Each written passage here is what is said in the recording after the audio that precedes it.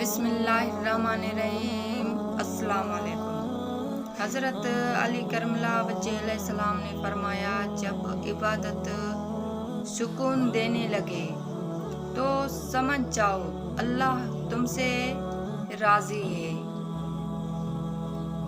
جب کوئی آپ کا ہاتھ اور ساتھ دونوں ہی چھوڑ دیتا ہے تب خدا آپ کا ہاتھ تھامنے کے لیے کسی نہ کسی کو ضرور بھیجتا ہے، بس تم صبر رکھو۔ حضرت علی علیہ السلام نے فرمایا، کوئی انسان کتنا ہی گنہگار کیوں نہ ہو، اللہ اس کے لیے دعا کا وسیلہ، توبہ کا راستہ اور رزق کا دروازہ کبھی بند نہیں کرتا۔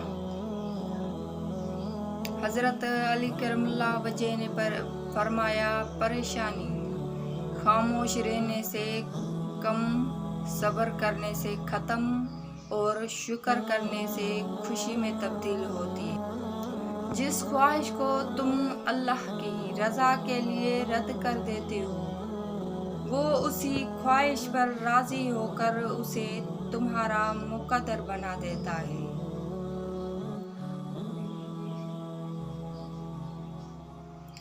حضرت علی علیہ السلام نے فرمایا، دوستی محبت صرف زبان پر رہ گئی ہے اور دل کینے سے بھرے ہوئے ہیں۔ حضرت علی نے فرمایا، تمہارا ایک رب ہے، پھر بھی تم اسے یاد نہیں کرتے، لیکن اس کے لیے کتنے بندے ہیں، پھر بھی وہ تمہیں نہیں بھولتا۔